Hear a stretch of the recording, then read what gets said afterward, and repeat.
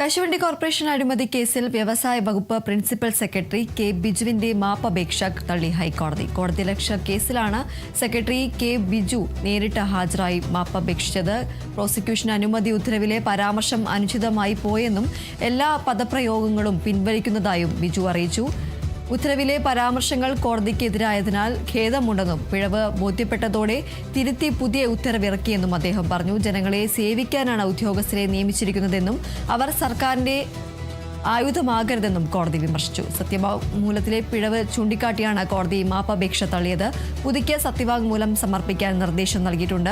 കശുവണ്ടി കോർപ്പറേഷൻ അഴിമതി കേസിലെ പ്രതികളായ ആർ ചന്ദ്രശേഖരനും മുൻ മാനേജിംഗ് ഡയറക്ടർ കെ രതീഷിനും എതിരായ പ്രോസിക്യൂഷൻ അനുമതി ഉത്തരവിലെ കോടതി വിരുദ്ധ പരാമർശങ്ങളുടെ പേരിലാണ് കെ ബിജുവിനെതിരെ കോടതിയലക്ഷ്യത്തിന് കേസെടുത്തത്.